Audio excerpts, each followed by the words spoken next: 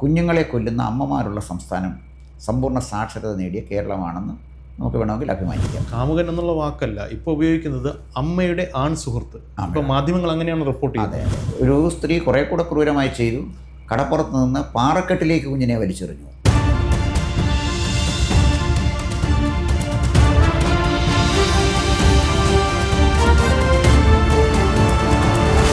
Sir, അമ്മ എന്ന വാക്കിന് ഒരു ഡിവൈൻ ഫീലുണ്ട്. അമ്മ എന്ന് പറയുമ്പോൾ സ്നേഹത്തോടൊപ്പം നമ്മൾ എല്ലാവരും ചേർത്ത് വെച്ച് വായിക്കുന്ന ഒരു പേരാണ്, എസ്പെഷ്യലി മലയാളികൾ. പക്ഷേ കഴിഞ്ഞ കുറച്ച് നാളുകളായിട്ട് കേരള പ്രോസ്പെക്റ്റിൽ ചിന്തിക്കുമ്പോൾ അമ്മമാരുമായി ബന്ധപ്പെട്ട് കേൾക്കുന്നതെല്ലാം കുറ്റകൃത്യങ്ങളുടെ വാർത്തകളാണ്. ഇപ്പോൾ ഏറ്റവും ഒടുവിൽ ഒരു കുഞ്ഞിനെ കായലിലെറിയുന്നു, കായലിൽ ഒരു അമ്മ വലിച്ചെറിയുന്നു എന്നുള്ളൊരു വാർത്ത വേദനിപ്പിക്കുന്ന ഒരു വാർത്തയാണ്. ശരിക്കും നമ്മുടെ ഈ പ്രബുദ്ധ കേരളത്തിന് എന്ത് പറ്റി എന്നുള്ളൊരു ചോദ്യത്തിലേക്കാണ് ഇത് വിരൽ ചൂണ്ടുന്നത്. താങ്കളുടെ വിലയിരുത്തൽ എന്താണ്? ഞാൻ സ്കൂളിൽ പഠിക്കുമ്പോഴേ അന്ന് ഞങ്ങൾക്ക് പഠിക്കാനുണ്ടായിരുന്ന ഒരു കവിതയാണ് വൈലോപ്പള്ളിയുടെ മാമ്പഴം. അങ്കണത്തൈമാവിൽ നിന്ന് ആദ്യത്തെ പഴം വീഴുകെ അമ്മതിൽ കണ്ണിൽ നുതിർന്നു ചൂട് കണ്ണീർ എന്ന് തുടങ്ങുന്ന ആ കവിത വായിച്ചാൽ മനസാക്ഷിയുള്ള ആരും കരഞ്ഞു പോകും.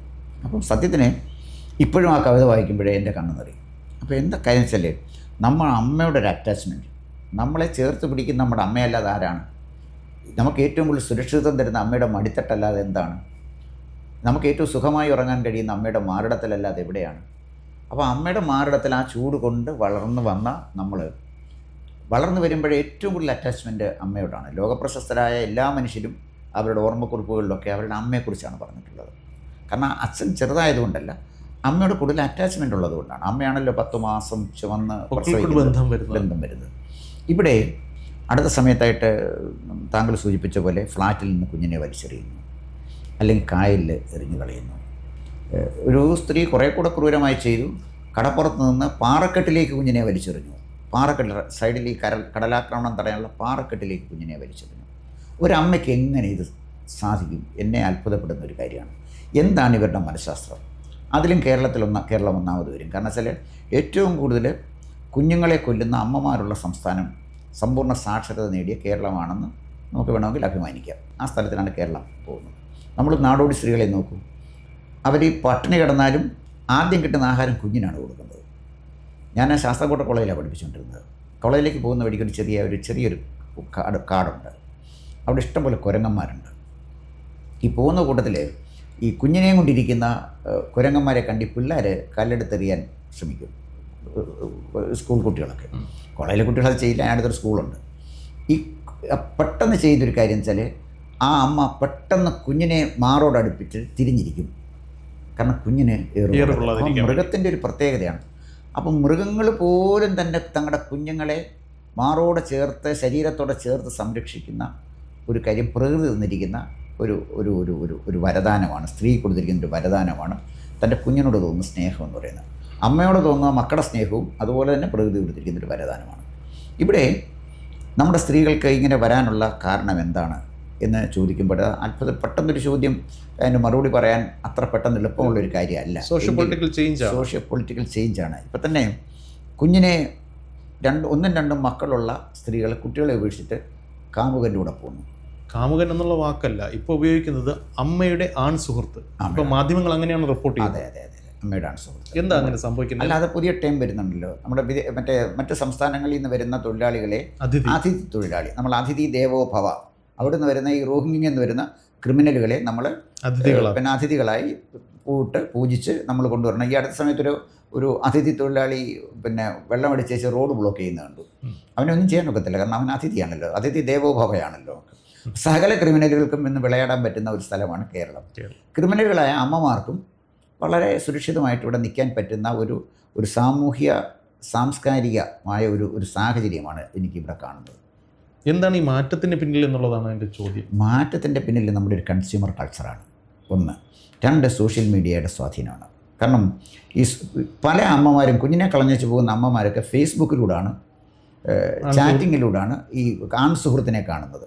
അപ്പോൾ ആൺ സുഹൃത്ത് ചാറ്റിങ്ങിലൂടെ വരും, അവരോട് സംസാരിക്കും, നമുക്ക് രണ്ടുപേരും കൂടെ എവിടെയെങ്കിലും പോകാമെന്ന് പറയും. ഉടനെ തന്നെ ആൺ സുഹൃത്തിൻ്റെ കൂടെ അവർ കുഞ്ഞിനെ കളഞ്ഞങ്ങ് പോകും. കുറേ കഴിയുമ്പോൾ ഒരു പീഡനത്തിൻ്റെ കേസ് കൊടുക്കും. എന്നെ കന്യാകുമാരി കൊണ്ടുപോയി പീഡിപ്പിച്ചു, അത് കഴിഞ്ഞ് 2 മാസം കഴിഞ്ഞിട്ട് കൊടൈക്കനാലിൽ കൊണ്ടുപോയി പീഡിപ്പിച്ചു. അപ്പോഴത്തേക്ക് സകല ചാനലുകളും ഈ പീഡനം നടത്തിയ ക്രൂരനെതിരായിട്ട് വാർത്തയുമായിട്ട് വരും. ഇവിടെ ഇതിൻ്റെ പ്രോബ്ലം എവിടെയെന്ന് ചോദിച്ചാൽ അതൊരു സംസ്കാരത്തിൽ നമ്മുടെ സംസ്കാരത്തിൽ വന്ന മാറ്റങ്ങളുടെ പ്രതിഫലനമാണ് ഈ കാണുന്നത്. ഇത് തമിഴ്നാട്ടിലുണ്ടോ? തിരക്കി നോക്കൂ, തമിഴ്നാട്ടിലില്ല. തൊട്ടടുത്ത പിന്നെ കർണാടകത്തിലുണ്ടോ? അവിടെയുമില്ല. ഒരു പക്ഷേ അവിടെയൊക്കെയുള്ള ചില പിന്നെ ബന്ധങ്ങൾ, ഒറ്റപ്പെട്ട സംഭവങ്ങൾ കാണാമായിരിക്കാം. പക്ഷേ വ്യാപകമായി ആഴ്ചയിൽ ഒരു 2 വാർത്തയെങ്കിലും നമ്മൾ കാണത്തില്ലേ അമ്മ കുഞ്ഞിനെ കൊല്ലുന്നതായിട്ട്? അപ്പോൾ അതിൻ്റെ അർത്ഥം എന്താണെന്ന് ചോദിച്ചാൽ ഈ ഒരു ഉപഭോക്തൃ സംസ്കാരം, പണത്തിന് വേണ്ടി എന്തും ചെയ്യാൻ, സുഖത്തിന് വേണ്ടി ഏതറ്റം വരെയും പോകാൻ കഴിയുന്ന ഒരു സംസ്കാരം നമ്മളെ പിടിച്ച് ഉലച്ചിരിക്കുകയാണ്. പ്രത്യേകിച്ച് പണ്ടും ഏത് പിന്നെ ശാസ്ത്രവും പറയുന്നൊരു കാര്യം, ഒരു സംസ്കാരം നിലനിൽക്കുന്നതിൽ ഏറ്റവും പ്രധാനപ്പെട്ട പങ്ക് വഹിക്കുന്ന സ്ത്രീകളാണ്. അവരാണ് ഒരു സംസ്കാരത്തെ മുന്നോട്ട് കൊണ്ടുപോകുന്നത്. കാരണം സ്ത്രീയാണല്ലോ നമുക്ക് ജന്മം നൽകുന്ന, കുഞ്ഞിന് ജന്മം നൽകുന്നത്. അപ്പോൾ ഇവിടെ നമ്മുടെ സംസ്കാരത്തിലുണ്ടായ അപജയങ്ങൾ ആളുകളെ ചിന്തിപ്പിക്കത്തക്ക വിധത്തിൽ ആളുകളുമായിട്ട് ചേർന്ന് നിൽക്കുന്ന, അവരുടെ മനസ്സിനെ സ്വാധീനിക്കുന്ന കൃതികളില്ല, സാഹിത്യകൃതികളൊന്നുമില്ല. നമുക്ക് കേരളത്തിൽ സാഹിത്യകാരന്മാരില്ലല്ലോ. ആരാണ് സാഹിത്യകാരന്മാർ? ഇന്ത്യയിലൊക്കെ പിന്നെ വിട്ടിത്തം എഴുതി വെച്ച് അത് മഹത്തായ കവിതയാണെന്ന് പറയും. എന്നിട്ട് 5-6 പേരെ കൊണ്ടുപോയി അതിൻ്റെ പേരിൽ ഇത് ആസ്വാദനം എഴുതിക്കും. പിന്നെ നാട് നീളം നടന്ന അവാർഡ് വാങ്ങിക്കും, മഹാകവിയായി സ്വയം പ്രഖ്യാപിക്കും. ഇതൊക്കെ ഒരു സ്റ്റേജ് മാനേജർ പ്രോഗ്രാമാണ്. മനസ്സിൽ തട്ടുന്ന കവിത എഴുതിയ ഒരു കവിയെ ഇപ്പം നമുക്ക് കാണാനില്ല. 1-2 പേര് ഒരു പക്ഷേ കാണുമായിരിക്കും, ഞാൻ പേര് പറയുന്നില്ല. അല്ലെങ്കിൽ പോലും വായനയിൽ നിന്ന് നമ്മൾ മലയാളികൾ അകന്നുകൊണ്ടിരിക്കുകയാണ്. അപ്പോൾ ഈ ഒരു സാഹചര്യവും ഇതിനൊരു പ്രതികൂലമായി ബാധിച്ചു എന്ന് തന്നെ വേണമെങ്കിൽ ഇതൊക്കെ പറയാം. തീർച്ചയായിട്ടും വായനയിൽ നിന്ന് നമ്മൾ അകന്നുകൊണ്ടിരിക്കുന്നതിൻ്റെ ഒരു ഭാഗമാണിത്. ഇപ്പോൾ സോഷ്യൽ മീഡിയയും വായനയാണല്ലോ. അപ്പം നെഗറ്റീവ് വായനയാണ് നമ്മൾ പോകുന്നത്, പോസിറ്റീവല്ല. നമ്മൾ നല്ലൊരു സാഹിത്യകൃതി വായിക്കുന്നത് പോസിറ്റീവായുള്ള ഒരു വായനയാണ്. അതേസമയം നമ്മൾ ഈ സോഷ്യൽ മീഡിയയിൽ വരുന്ന ഇത്തരം ചാറ്റിങ്ങിലേക്ക് പോകുന്നത്, ആൺസുഹൃത്ത് എഴുതുന്ന കത്ത് വായിക്കുന്നതും വായനയാണല്ലോ. ഇവിടെ പ്രോബ്ലം എവിടെയാണെന്ന് ചോദിച്ചു കഴിഞ്ഞാൽ നമ്മുടെ കേരളത്തിൽ പിടിമുറുക്കിയിരിക്കുന്ന ഈ ഒരു സംസ്കാരം, കൺസ്യൂമറിസ്റ്റിക് കൾച്ചർ, ഒപ്പം പണത്തിനോടുള്ള അമിതമായ ആവേശം. ഇതിനകത്ത് പണം ഒരു വലിയ ഫാക്ടറാണ്. ഒരുപക്ഷെ മെച്ചപ്പെട്ട സുഖസൗകര്യം തേടിപ്പോടും. അതാണ്. അപ്പം ഭർത്താവ് ഒരുപക്ഷെ കഠിനാധ്വാനം ചെയ്ത് പണം ഉണ്ടാക്കി വരുന്നതിനെക്കാട്ടി എളുപ്പമാണ് ആൺസുഹൃത്തിൻ്റെ കൂടെ പോയാൽ കൊടൈക്കനാലിലും പിന്നെ ഊട്ടിയിലൊക്കെ പോയി വരാമല്ലോ. ഭർത്താവ് കൊണ്ടുപോകണമെങ്കിൽ ഭർത്താവിന് ബുദ്ധിമുട്ടായിരിക്കും, കാരണം അയാളെ വരുമാനത്തിൽ നിന്ന് മിച്ചം പിടിച്ച് വേണ്ടേ കൊണ്ടുപോകാൻ. അപ്പോൾ ഇതാണ് ബേസിക്കായിട്ട് നമ്മുടെ മാനസികമായ സമീപനത്തിലുണ്ടായ കാര്യമാണ്. ഈ മാനസികമായ സമീപനത്തിൽ നിന്ന് നമ്മളെ നേർവഴിക്ക് നയിക്കേണ്ടത് നല്ല സാംസ്കാരിക നായകന്മാരും നല്ല കൃതികളുമാണ്. അത് നമ്മൾ ഇപ്പോൾ ആരെന്ത് പറഞ്ഞാലും നമുക്ക് 10ാം ക്ലാസ് വരെ പഠിക്കാമല്ലോ. നല്ല കവിതകൾ പഠിച്ചുകൂടെ? നമ്മളെ ഏറ്റവും കൂടുതൽ സ്വാധീനിക്കുന്ന കൃതികൾ നമ്മൾ പഠിക്കുന്നത് എവിടെയാണ്? കോളേജിലല്ല, സ്കൂളിലാണ്. നല്ല അധ്യാപകരെ പഠിപ്പിക്കുന്ന കവിതകൾ, വള്ളത്തോളിൻ്റെയും അതുപോലെ തന്നെ ഉള്ളൂരിൻ്റെയും കുമാരനാശാൻ്റെ വീണുമൊക്കെ പഠിപ്പിച്ച അച്യുതനായർ സാർ ഇപ്പോഴും എൻ്റെ മനസ്സിലുണ്ട്. ഹാ പുഷ്പമേ എന്ന് പറയുമ്പോൾ ഹായ് തുടങ്ങുന്നതിനെക്കുറിച്ചും ആ ഒരു വീണ പൂവിൻ്റെ അത് നമ്മളിലേക്ക് അങ്ങ് സന്നിവേശിപ്പിക്കുകയാണ് അധ്യാപകൻ ചെയ്യുന്നത്. അത്തരം അധ്യാപകനില്ലല്ലോ ഇവിടെ, അത്തരം കൃതികളില്ലല്ലോ ഇവിടെ. അപ്പോൾ സമൂഹത്തിനുണ്ടായ മൊത്തമുണ്ടായ ഒരു അപജയം നമ്മുടെ മനസ്സിൻ്റെയും നമ്മുടെ മാനസിക നിലയും മാറ്റിയിരിക്കുന്നു. അത് കൂടുതൽ ബാധിച്ചിരിക്കുന്നത് നമ്മുടെ അമ്മമാരെയാണ്. അതാണ് ഇതിൻ്റെ ഒരു പ്രധാന കാരണം. സാധാരണ ഏതൊരു പ്രശ്നം വന്നു കഴിഞ്ഞാലും സൊല്യൂഷൻ ഇല്ലാത്ത ഒരു പ്രോബ്ലം ഇല്ല എന്ന് നമ്മൾ സാധാരണ പറയാറുണ്ട്. അതുപോലെ തന്നെ ഏതൊരു പ്രശ്നം ഉണ്ടെങ്കിൽ അതിനൊരു പരിഹാരം എവിടെയെങ്കിലും ഉണ്ടാകും. നമ്മൾ കാണണം, കണ്ടെത്തണം എന്നുള്ളതാണ് അതിലൊരു ടാസ്ക്കായിട്ട് വരുന്നത്. പക്ഷേ ഈ ഒരു വിഷയത്തിലേക്ക് വന്നു കഴിഞ്ഞാൽ സോഷ്യൽ മീഡിയ നമുക്ക് നല്ല കൃതികളില്ല എന്നുള്ളത് ഒരു വിഷയമായിട്ട് കാണാം. അത് ശേഷിയുള്ള ആൾക്കാർ വരേണ്ടതുണ്ട്. അത് നമുക്കൊന്നും ചെയ്യാൻ സാധിക്കില്ല for the time being at least. Social media നമുക്ക് ഹാൻഡിൽ ചെയ്യാനോ കൺട്രോൾ ചെയ്യാനോ പറ്റില്ല എന്നുള്ളത് മറ്റൊരു വശം. സാങ്കേതികവിദ്യയുടെ ഈ കാലത്ത് അതിൽ നിന്ന് മാറി നിൽക്കാൻ ഇമ്പോസിബിൾ ആയിട്ടുള്ള കാര്യമാണ് ഓൾമോസ്റ്റ്. അപ്പോൾ പിന്നെ ഇവിടെ എന്താണ് ഒരു പരിഹാരം? ഇപ്പോൾ ഗവൺമെൻറ് സംവിധാനങ്ങൾക്ക് ഇതിൽ ഇടപെടുന്നതിനും പരിധികളുണ്ട്, പരിമിതികളുണ്ട്. അപ്പോൾ അതുകൊണ്ട് ജനങ്ങൾ സ്വയം തിരിച്ചറിഞ്ഞ് നല്ല വഴിക്ക് നടക്കുക എന്നുള്ളതിനപ്പുറത്തേക്ക് മറ്റൊരു സൊല്യൂഷൻ ഉള്ളതായി കാണുന്നില്ല. താങ്കൾക്ക് എന്ത് തോന്നുന്നു? ഇതിനൊരു പൂച്ചയ്ക്കാർ മണികെട്ടും, അത് പറഞ്ഞ് നമുക്ക് അവസാനിപ്പിക്കാം. അല്ല, പൂച്ചയ്ക്ക് മണികെട്ടാൻ കഴിയുന്നത് സമൂഹം സ്വയം തിരിച്ചറിയത്തില്ല.